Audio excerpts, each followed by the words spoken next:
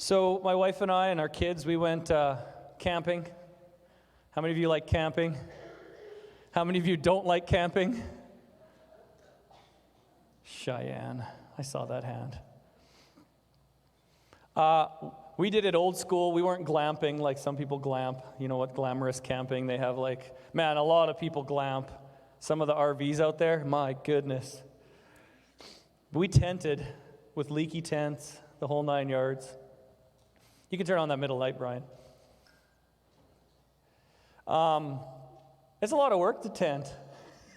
There's a lot of planning involved. I felt like all we were doing is cooking and cleaning and then going to the water. But it was fun. My kids enjoyed it. Nicole and I last year checked out the lake we went to, Kimball Lake. I don't recommend it. It's awful. Don't go there. That way you guys won't all go there and there will be no spots left for me next time because it's amazing there. So checked it out last year, and then we went with our kids. We kind of spotted out the land like the spies for Jericho to make sure we could handle it. And then we got to sleep in a camper of Nicole's sister's, which was on one of those fold-out tables, you know, the tables, and they pulled them down, and that was real comfy. But we were blessed to have places to stay. So I've been sleeping on air beds and pull-out cots and tables. And so you probably know I've had some back issues in the day, so definitely I was starting to feel it by the end. It was good to be home. I've had back issues from car accidents. I remember lifting a big speaker. I think it was across the street. I don't know if you remember our old speakers. They were about this big. I think they're in the stage upstairs in the upper room, about this high and this wide. And I went to lift one and obviously didn't use the right lifting technique. And this was 10, 15 years ago. And I stood up. And I remember I pinched a nerve, and I was walking like this out of there. And it was a lot of treatments to get that fixed. And so I've dealt with a lot of back things, and I've actually found that when I sit at my desk for the longest time, if I'm sitting there, that's when it can, 5-6 hours that, if I'm doing a lot of desk work, it starts to hurt. And so I get some treatments, and I had a recent car accident, so I was getting physio and chiro and massage. And my physio, when I go there, she always, I come in and talk about how my back is hurting or anything like that, and she always asks me, well, how are you sitting? I'm like, I don't know, I'm just sitting, just sit. I sit at the desk, and she goes, well, how are you sitting? And then she says something along the lines of me over and over. There is a certain posture that is proper when sitting. There's a certain posture that is proper when standing. The word posture means the position in which someone holds their body when standing or sitting. So there's a good, proper way to stand and sit that's helpful for you and for I.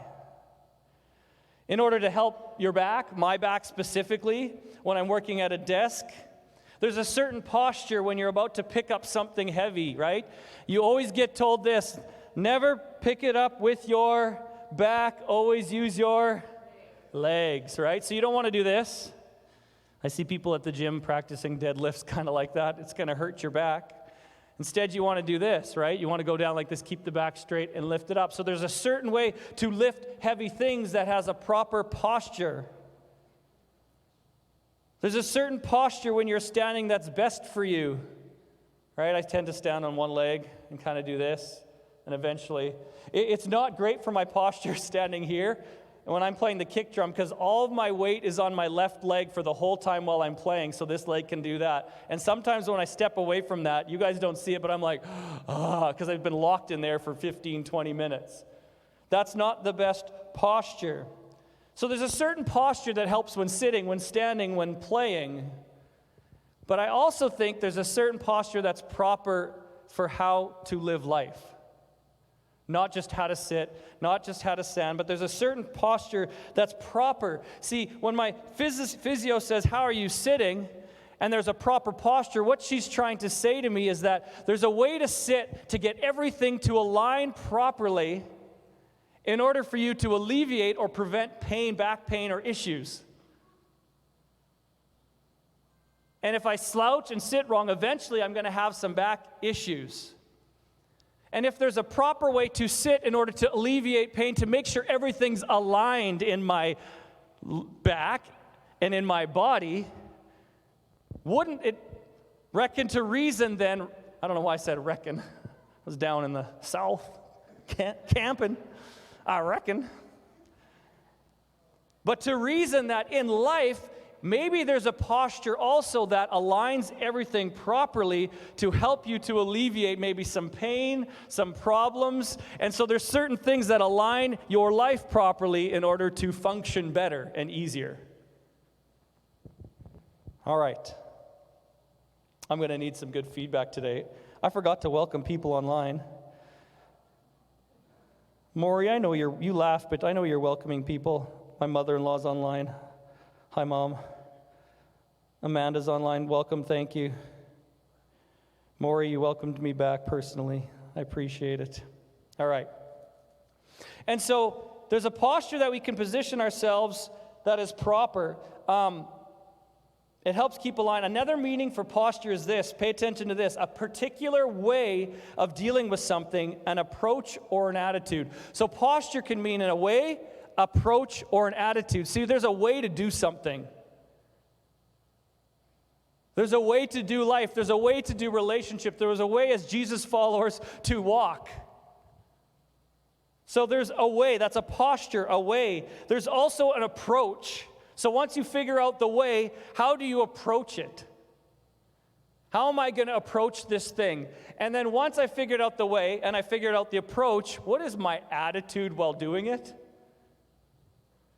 See, because if you have a good way, you know the way, and you got a good approach, but your attitude stinks, your posture is getting affected. And you're going to have some things out of line, and it could cause some pain or problems in your life. So there's a posture we can position in ourselves that is proper for success, to represent ourselves as Jesus followers, for the relationships in our lives, for our physical health, for our mental well-being, to align ourselves with purpose to prevent pain and injury. And did you know, you probably know this, Lorna, you know this, Murray, Phil, Fred, you probably know this, Liz, I can say Liz because she's here, yay, and I'm here now. Liz, you might know this. But there's some things in our life that we're going to encounter that's going to try to get our posture out of alignment. There's some things we're going to have to try to handle. There's the same things we're going to go through that's going to really be heavy or really be tough that's going to try to get our posture not proper. I call this stuff crap. There, you're alive. I didn't say the other word. Crap. Circumstances, restlessness, anxieties, and pressure. Right? You can basically wrap everything into circumstances. I did circumstances, things that happen to you that you can't control, that tries to get your posture improper. Circumstances, I did restlessness just because, have you ever just felt restless? And if we make big life-changing decisions during restlessness, it's probably not coming out of an aligned posture, that decision. When you're restless and you're unsure and everything's in turmoil and you're like, well, that's it. I'm going to get a divorce. I'm going to switch churches. I'm going to move to the other side of the world, Timbuktu. Because nothing is, and then it leads to anxiety or anxiousness. You're anxious about stuff. And then you feel the pressure. Look at your neighbor and say, oh, crap. Kids, don't say that word. I can hear my wife. Stop telling them to say that word. But it means circumstances, restlessness, anxieties, pressure. Paul understood this. You know who Paul is? Is anyone unfamiliar with Paul? His name was Saul. Had an encounter with Jesus, became Paul. God gave him revelation beyond, even reading the scriptures. And he wrote 2/3 of the New Testament, and it was apostolic, started a lot of churches, and then would write to them to help them out with similar circumstances and situations that we go through. So we can read some of his accounts and learn some stuff about what we're going through, because they were human too. It was a different time period, but they had a lot of the same things to deal with like we did. So in Colossians 3:1, in the Message, and I remember hearing this verse growing up, and it stuck with me because I like this translation. This is one of my favorite verses And I like this translation right for here. So Paul's talking to a small city in Laodicea called Colossae, and he addresses them. They're having the same issue that we might be having with posture and alignment. And he says this, don't shuffle along, eyes to the ground, absorbed with the things right in front of you. Don't shuffle along. So this is the picture I get, right? It's not the shuffle. I think there's probably like a shuffle dance. I will not try it, because I'll embarrass myself. But don't shuffle along. Eyes to the what? Eyes to the what? I'm going to do it till I feel like I have the majority of people. Eyes to the what? Hey, it only took 3 times. I'm glad you said it there, because 3 strikes I would have been out. Eyes to the ground, absorbed. See, this isn't just caught, momentarily distracted with something in front of you. You are completely absorbed. You know when you take a sponge and you put it in water, right? And it just absorbs it. It means it's consuming your thoughts. Paul says to this church here, he goes, hey guys, don't shuffle along. Eyes to the absorbed with the things right in front of you, consumed by that which is right in front of you. See, when we get absorbed by the crap, what we're currently going through, the circumstances we're in, the restlessness we have, the anxiety and the pressure, what it does is it tends to pull our eyes down to the ground. And when your eyes get stuck on what you're going through, the immediate, what's happening to you right now, watch. It is very hard for me to do anything but shuffle along when my eyes are glued to the ground and absorbed right in front of me. In fact, I don't know if you've been watching the Olympics, but when they start in the blocks, right, and they're like this, and then they come and they get out of it and their eye, they stay low like this, but then eventually what? They do a full standing where they get a look at the finish line. Because I don't know about you, but it would be very hard to go through. How many of you seen steeplechase? Is that what it's called? Where they jump over things and through water and do all this crazy stuff? Can you imagine someone trying to do that while looking down at the ground the whole time? It's possible, but it'd be highly dangerous at some point. And if you go through life completely absorbed with the circumstances you're in, basically that's a picture where you get your head pulled down. And you know how it says to run the race with patience? If we get caught up in the crap, guess what? By default, it pulls our eyes down and we get consumed by what we're facing. It's really hard to run or even walk fast when you're going like this, because it's dangerous. If I try to navigate, and I can only see some things, and I start to run, I would just fall off the stage probably. And so when I get consumed with the stuff in my life, automatically it pulls down our posture and it leads us to shuffle. And so we're talking about proper posture. This is the picture Paul gives about being absorbed with the things in front. When your posture is no longer positioning you properly. And my physio, after saying, hey, how are you sitting? And I go, I don't know how I'm sitting. I just am sitting there. She asks me this question: are you slouching? Are you slouching? Slouch means to sit, walk, or stand with the shoulders bent. Bent. Am I slouching? Right? Slouching. Head goes down. Am I slouching? I do slouch a lot when I sit, probably. But that's why Paul is saying, don't shuffle around, eyes to the ground, because what that does is it causes you to slouch. Paul's saying, hey, you don't have to slouch. See, when we get our eyes on the wrong things, when we get caught up in the crap, in the circumstances, the restlessness, the anxiety, and the pressure, our posture, remember what posture was? The way, the approach, and the attitude.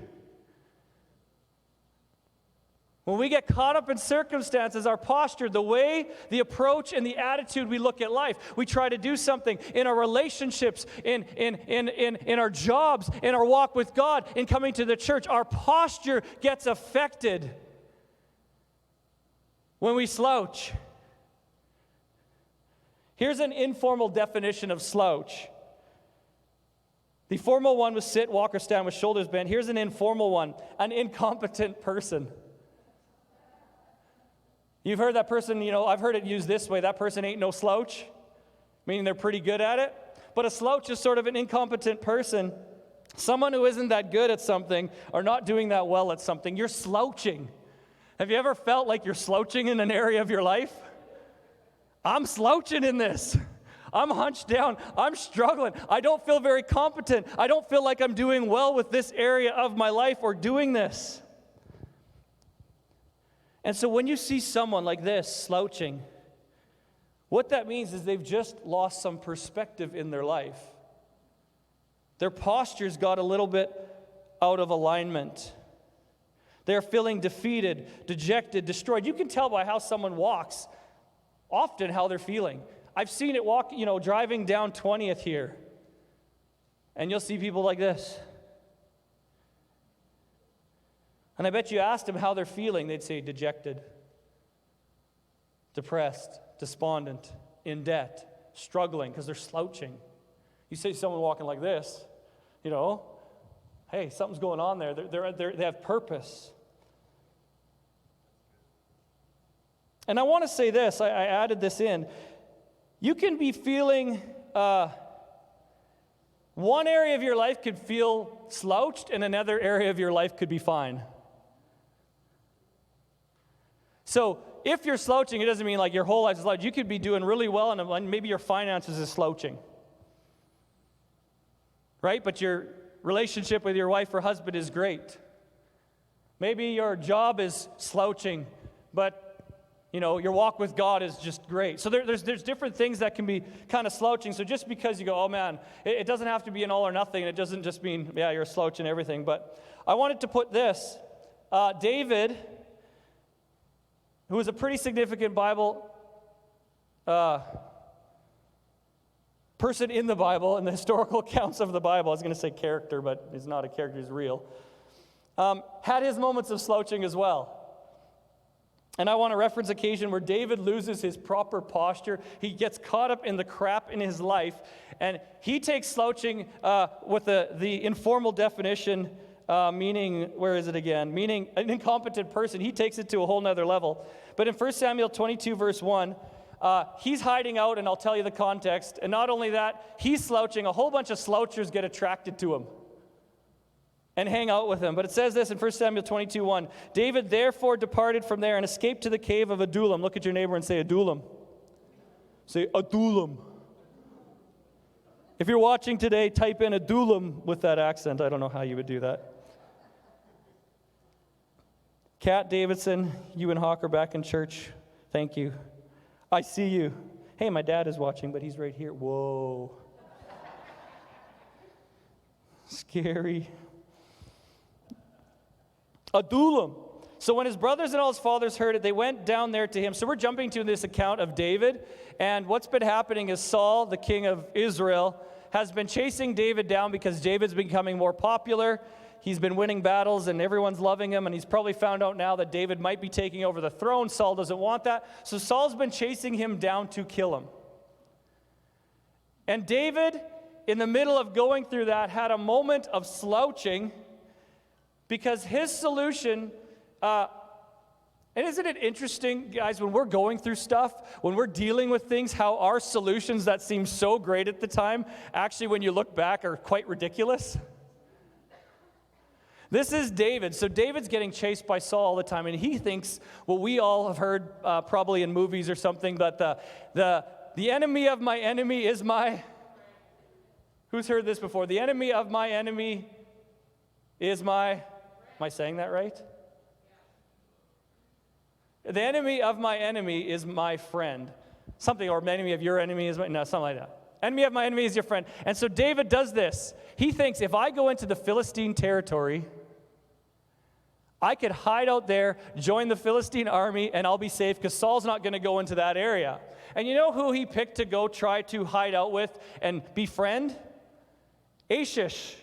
I think that's how it's pronounced. The king of Gath. The king of Gath, if you follow the historical account, That's the very place that Goliath was from.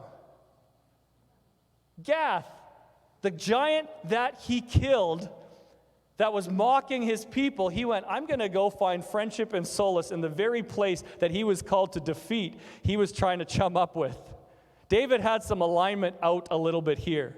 And he was slouching in this area, and he goes, I'm going to kind of find that there. And so he's there, he's hanging out, and expectantly, guess what? Some people start to recognize him and say, hey, isn't that guy that was fighting us, hurting us, killing us?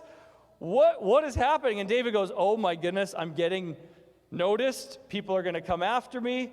And so David goes to a complete slouch, a complete incompetent person, and he pretends to be insane.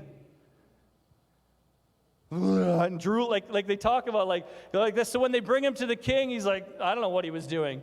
And they're like, the king's like, why are you bothering me with this guy? Get him out of here. And so they leave him alone, and he escapes to the cave of Adullam, which is where we're reading this story. So he's just come off a massive slouch.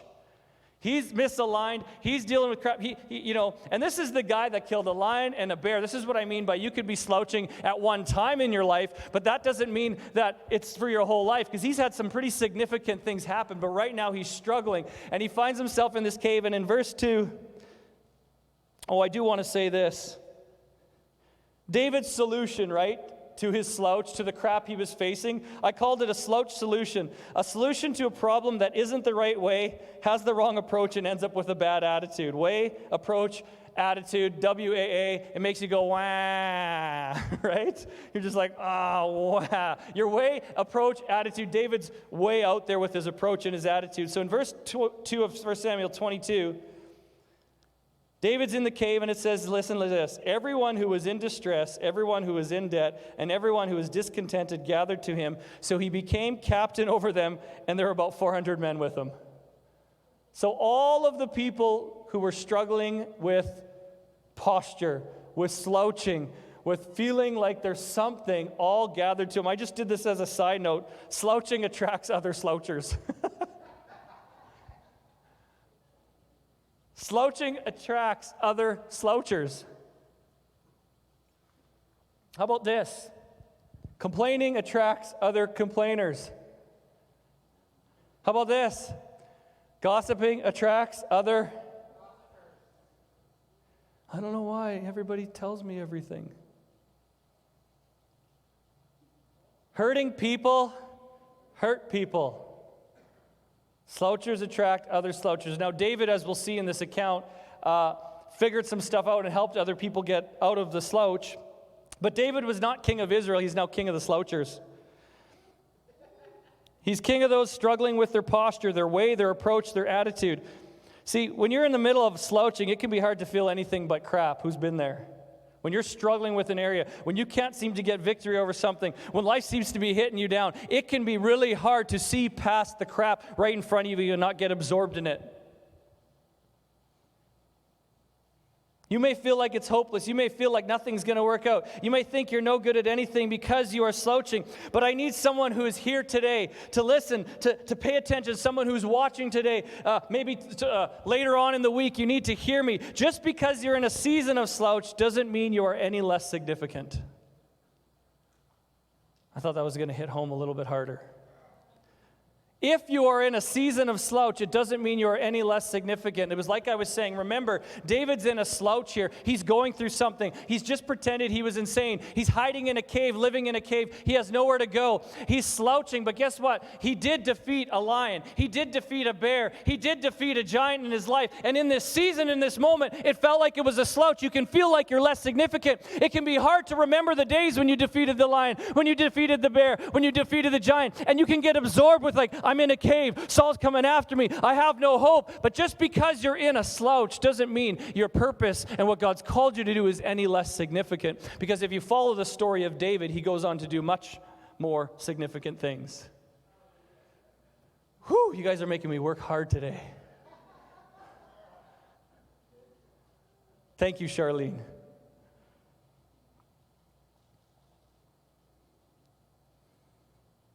And so when you're slouching and shuffling, excuse me, right? Excuse me.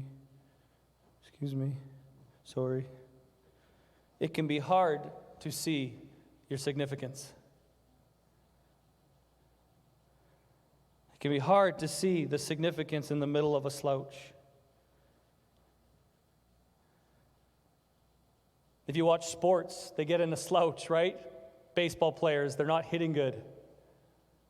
And in the middle of that, it can be quite intense. If you've been watching the Summer Olympics in Tokyo, my goodness, some of those guys train for 4 years, and if they make one little mistake, it's over.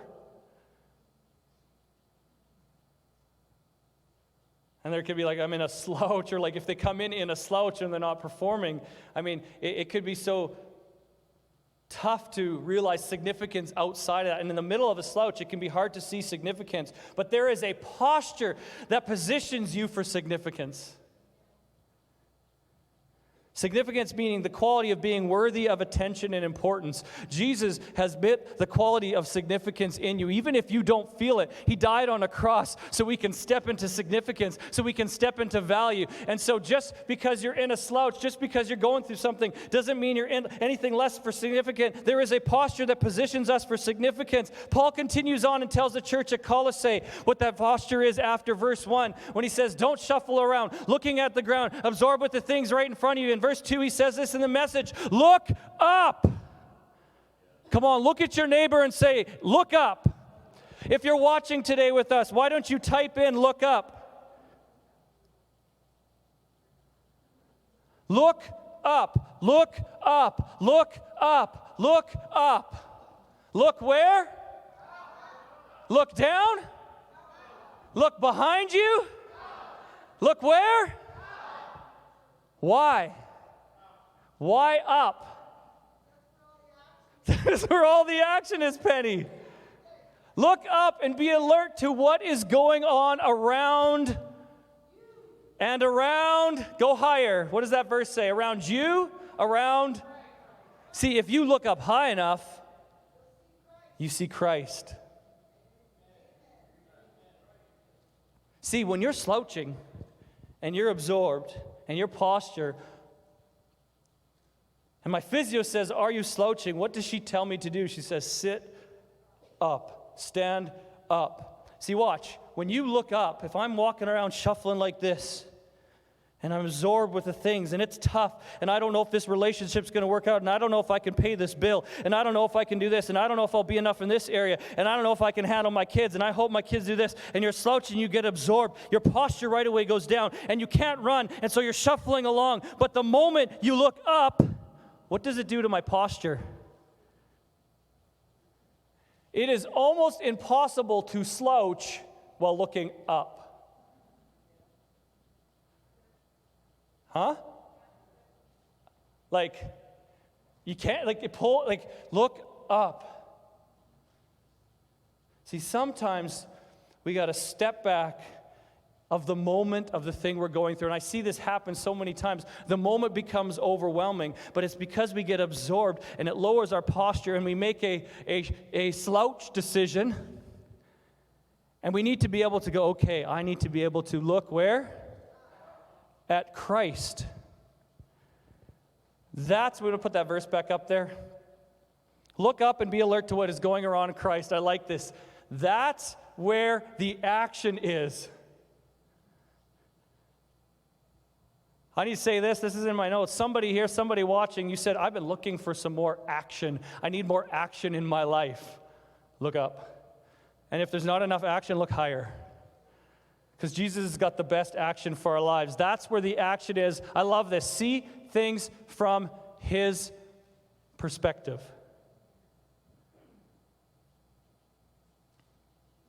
See, the higher the position, the better the perspective. But the more you look up, the better the posture.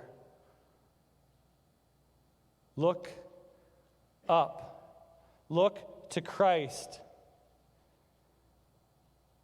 So I said this. Here's ready for a alliteration. Is that where you use the same letter a whole bunch of times? All right, here's my alliteration. I call this popping the slouch. Right? Slouch, slouch, slouch. Some of us just need to pop our slouch. So you pop the slouch when you position your posture to proper perspective. Whoo! Come on, right, Murray? You pop the slouch when you position your posture to proper perspective. Some people are going to pop their slouch today. Because I'm here to tell you, you ain't no slouch.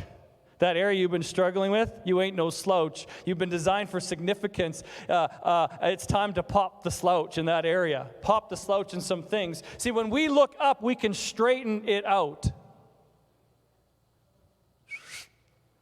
But watch. I felt like I should say this today.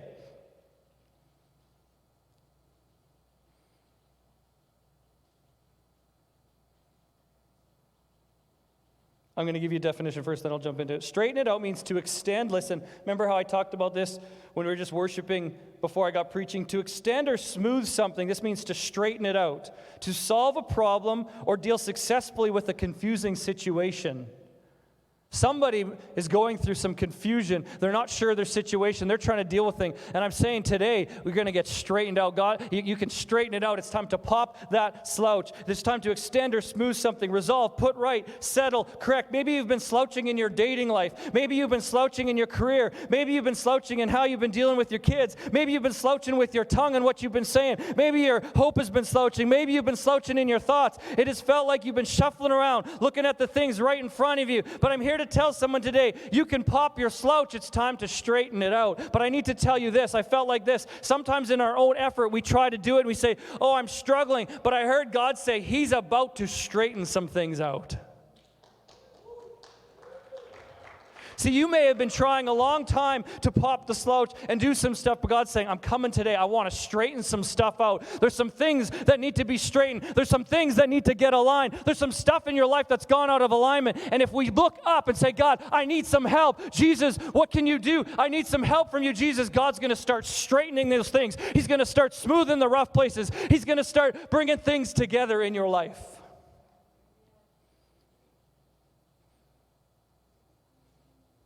In order to step into your significance, you got to allow God to straighten it out. If you've noticed, I would say, this whole year, the theme's been very similar in what I've shared. I heard Brad preached like a doozy last week. I don't know if you were here. But I read the write-up from it that Angie posted, and I was like, man, I missed a good one. But if in order to step into your significance, you got to allow God to straighten it out. See, God can help straighten out your love life. If it's currently non-existent and you would like it to exist, God can help straighten that out.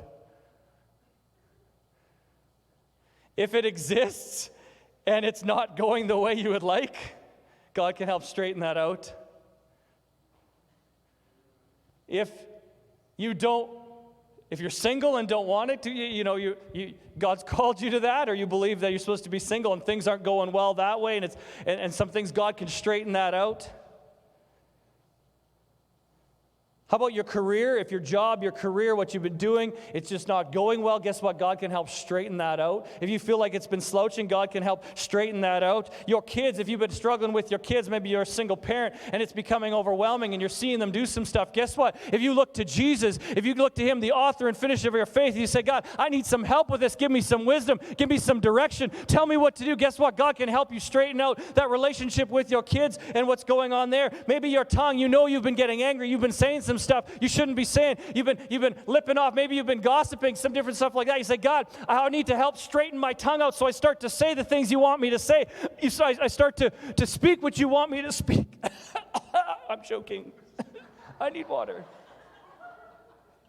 This is what happens when it's really quiet and I'm getting energetic. Then I feel like I have to do more, and then I choke on my own spit.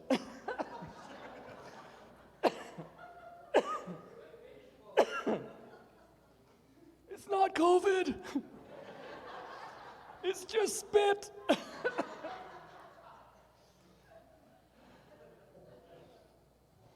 It's hot up here. I'm almost done. So in the next few minutes, like a couple minutes, I'm going to land this thing and tell you exactly what God has me to say for today. God's going to straighten some stuff out. Your hopes, your thoughts. Stop shuffling and start straightening. I'm just sitting here because I'm trying to get a picture here that's not in my notes, and I just want to say this. I hope it fits. How many of you have ever had some clutter in your life, in your house? Oh, this is going to preach. See, sometimes we have some things in our life that we probably know we should get rid of. That we should straighten out. And instead of straightening it out, what we'd like to do is just shuffle it around to make it look a little different. How many of you have done some shuffling instead of straightening? You know, straightening meaning get rid of, move this, put this in its right place. You just kind of go, well, this goes here. Or, you know, I think I remember Nicole saying, her roommate back when she grew up, you know, it'd feel like life would feel kind of purposeless, and she would just shuffle around her furniture. Like, it feels new somehow when you just shuffle it around. But God's saying, man, I want to do something new. You're going to have to get rid of some stuff. You're going to have to straighten some stuff out in your life. You're going to have to be willing to let me straighten some things and not just shuffle it around. If I just put this here, then it doesn't... You know, this area I struggle with, if I shuffle it over here, then I don't see it every day. And then it's done with, and if I just shuffle this little thing I'm struggling with, this, or this sin, or this thing that I've been doing, or this tongue, the things that I've been saying, or I just shuffle it over here, then it's good. No. It's time to stop shuffling and start going Marie Kondo. Is that who it is? No? That's a Netflix reference, I think. I think anyone over, no, it's right. I'm just looking out, and I think it's everyone like 35 and under is like, yeah, and everyone else like, what? She's the one that just went crazy with organization. All right, stop shuffling and start straightening. Why? Isaiah 41-4. Lorna, you're going to like this. Ladies over here. This is in your in your neck of the woods about what God's about to do. Comfort, yes, Isaiah 40 verse 1-4 in the New King James. Comfort, yes, comfort my people, says your God. Speak comfort to Jerusalem. I'm here to speak comfort to some people and say God's about to straighten it out. Pastor Jim, I don't want to get ahead of myself here. I don't know, or I missed it. I'll just keep reading. Speak comfort to Jerusalem. I'm here to say God is about to straighten out. Cry out to her that her warfare is ended. Some of you have been fighting some battles, and you've been going, when is this going to be done? When is this going to be over? I'm here to comfort and say God is about to straighten some stuff out. God's about to straighten some crap out. Man, I'm more excited. You're just writing. That's what my mom tells me. You're just writing things down. They're concentrating. That her warfare is ended, that her iniquity is pardoned, for she was received from the Lord's hand double for all her sins. It's been a tough season for Israel here. The voice of one crying in the wilderness, prepare the way of the Lord. Here it is, make straight in the desert. If you've been in a dry desert time, we have a lot of dryness going around in the natural. When we were camping, we couldn't light a fire because it was so dry. But I hear some rains coming. A highway for our God, every valley shall be exalted. Your low places could be lifted up. Every mountain and hill brought low. The crooked places shall be made straight, and the rough places smooth. I believe, and I referenced this before, but I felt led 3 weeks ago to preach this, and so I know we're in the middle of summer, but I'm not saying summer as 2 months, but I think summer as an extended season. I believe we're have been stepping into a summer of significance. I heard God say it a couple months back. And not just July, August, but extended a summer. And I've preached it, but I'm coming back to it from a different angle. A summer of significance, where the mountains that have been in our lives, if you've been facing a mountain, if it's felt like you can't get through that wall, then guess what? Like that verse says, every mountain and hill brought low. There's going to be some mountains that you've been facing that God's just going to bring low. It's going to turn it to dust. It's going to be significant in your life. You're going to mark it down and go, that was a significant thing that God did in my life. There's going to be some rough patches that you've been going through that it just feels like it's always rough. It's been hard to do. It's going to become smooth. It's going to become easy. That's going to happen in this summer of significance. I believe that where the slouched areas in your life, that God is going to start helping us straighten them, because God doesn't want you walking through life just shuffling around, just going like this, running into things, having difficulty. God has designed you for significance. I know this isn't deep, but sometimes we just need to be encouraged in the middle of stuff that we are designed for significance. I'm here to tell someone today that this is a summer of significance. See, I hear God sending out the S.O.S.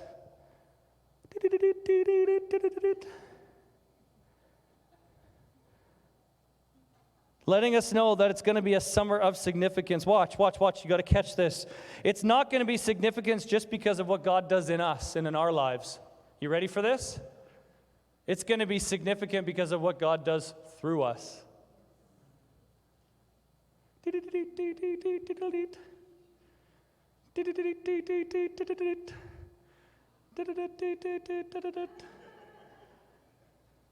Some of you are like, he's going crazy, like David. Some of you, actually 35 and older might actually get this, or the older generation. Ralph, do you know what I'm doing, or you think I'm crazy? Yes, yeah. So not just what God's going to do in us as he straightens things out, it's going to be what God does through us. Isaiah 40 verse 5, the verse after the 4 that I just read, where it says God's going to straighten some stuff. God's going to bring some stuff down. God's going to raise some stuff up. It says this, the glory of the Lord shall be revealed. I don't think you guys heard me. Why is God straightening some things? Because he wants to reveal his glory. And it's hard to reveal glory through someone who's misaligned and slouched. So he wants to straighten it out. And it says, all flesh shall see it together, for the mouth of God, the Lord has spoken. God wants to reveal himself to those around us through the significant things that happen.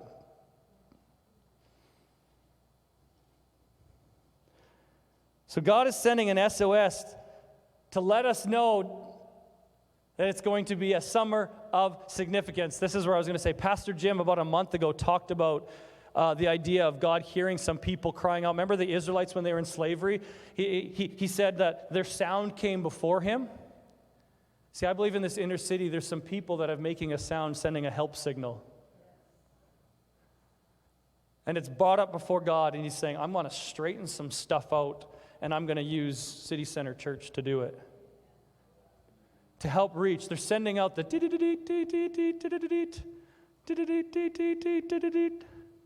that's Morse code for S.O.S. in case you didn't know.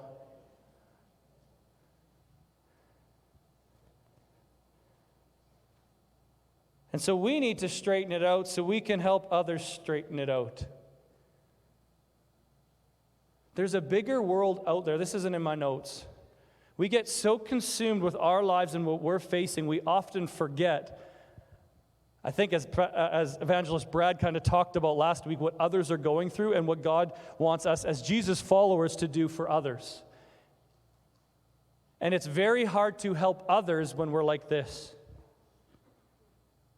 And so when God straightens us out, helps us straighten out, we can help others. We can point people to Jesus. We can say to them, hey, look up. Look up. So who here is ready for some significant things to happen in this summer going forward? Come on. So remember how we started talking about David and his men? Right? He was slouching. He was hiding in the cave of Adullam. There was 400 men were there. And I said that they were slouching. Well, guess what? They became straight, significant people.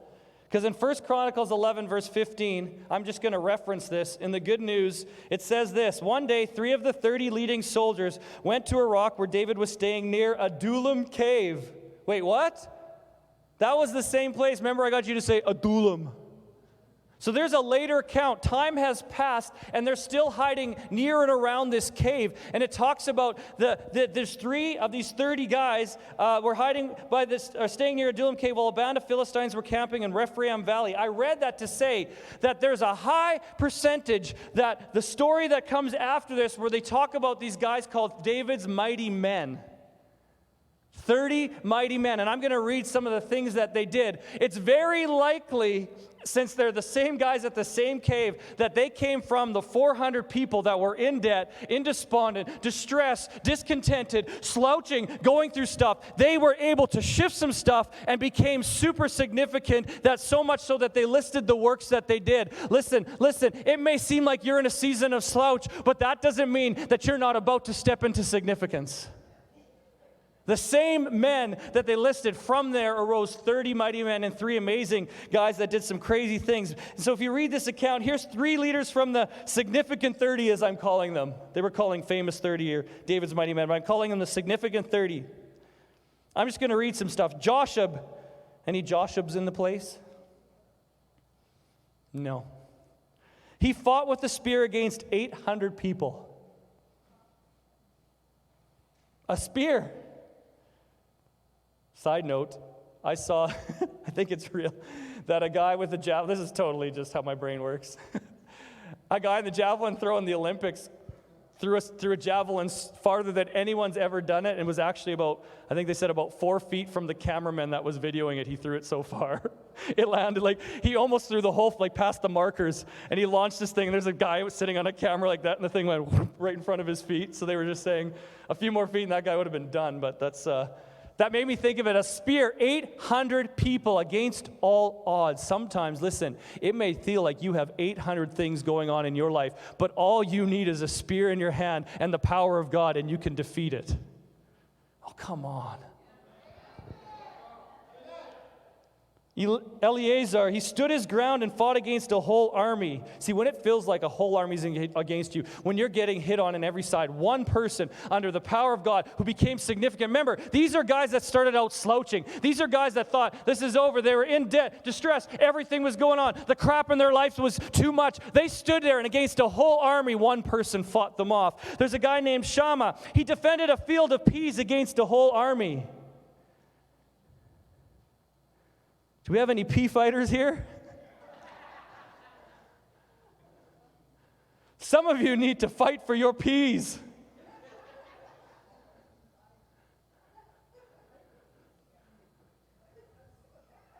Peas. Pass the cheese, peas. No, that's bad. Peas. He's fighting for peas. Lentils probably, right?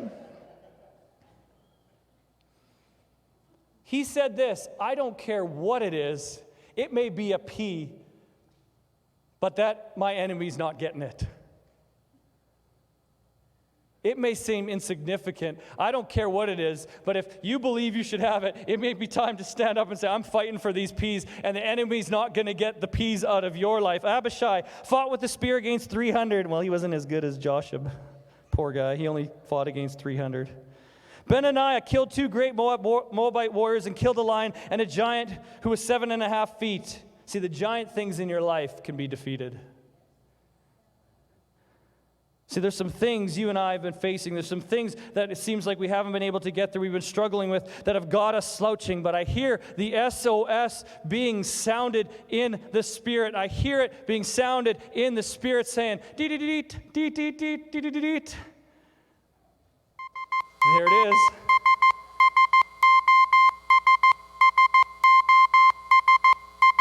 I hear the S.O.S. being sounded, signifying a summer of significance. Can you hear it? I hear a people crying out, saying, God, I need something more. I've seen people with addictions where they don't know what to do, and they're crying out, and SOS is being sounded, and God is raising up an army of significant people who are going to walk and do significant things, who will stand up and fight for what's rightfully theirs, who will stand up and fight for people in the inner city of Saskatoon, who will stand up and say, God is able to move you from slouching to significance. I hear it in the Spirit. This is a summer of significance. The SOS is being sounded, so posture yourself. Stop slouching. Look up. Straighten it out because the summer of significance is here. Significant victories, significant healings, significant restorations, significant purpose, significant prayer, significant blessing, significant hope, significant doors open, significant connections, significant love, significant peace. The SOS is signaling a summer of significance. I just looked at you, Tanika, and we had a discussion. This wasn't prepared. But if I had this message 3 weeks ago and didn't even think about what's about to happen, but these meetings about to happen, whoo, it just ties in. I'm slow, I guess. I didn't connect it. But I saw you there, and you're like that, and I just thought, get ready, guys. It's going to be a summer of, significance. Man, she was telling me about everything that was going on, and I was ready to say we should just be doing 6 weeks, like keep the camp meeting going, like we used to do.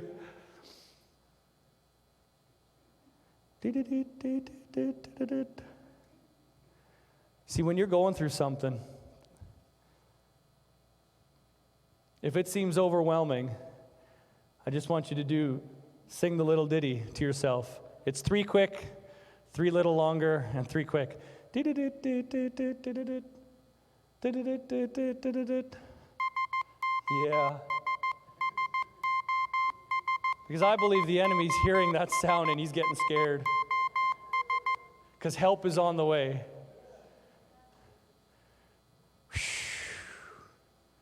Significant things over these meetings coming up. I just feel it in the spirit.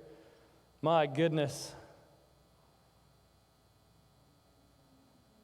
So God's saying it's time to straighten it out. It's time to look up and let me help you straighten some things out. Here's the challenge this week. I like to leave a challenge because I always say it's God, help us to leave change, not just hearing something and going out and not doing anything about it. So here's the thing you can do. In your life, if you're dealing with something or you've been going through something, ask, am I seeing this from the proper perspective? A circumstance you're in, something you've been facing, say, hey, am I seeing this from a proper perspective? Do I have proper posture on this? Or is this just something I'm getting consumed and absorbed in this moment, and I need to be able to step back and look up?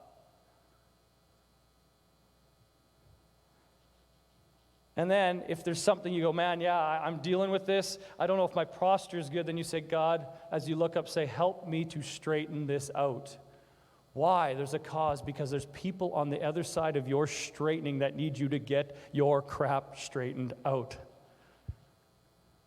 It's not a bad thing. That's a good thing.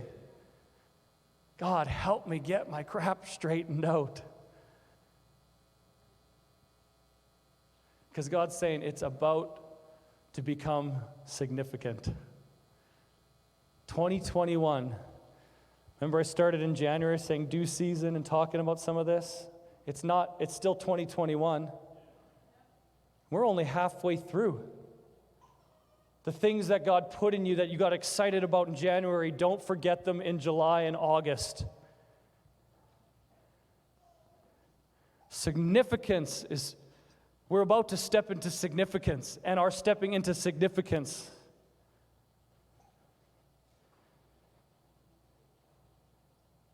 God, help me straighten out my forgiveness if I'm struggling with forgiving. God, help me straighten out my finances if I'm spending crazy. God, help me straighten out my words if I'm not saying things that are edifying and exhorting and I'm gossiping. God, help me straighten that out. God, help me straighten out my boldness when you want me to talk to someone or share my testimony. God, help me to straighten this out.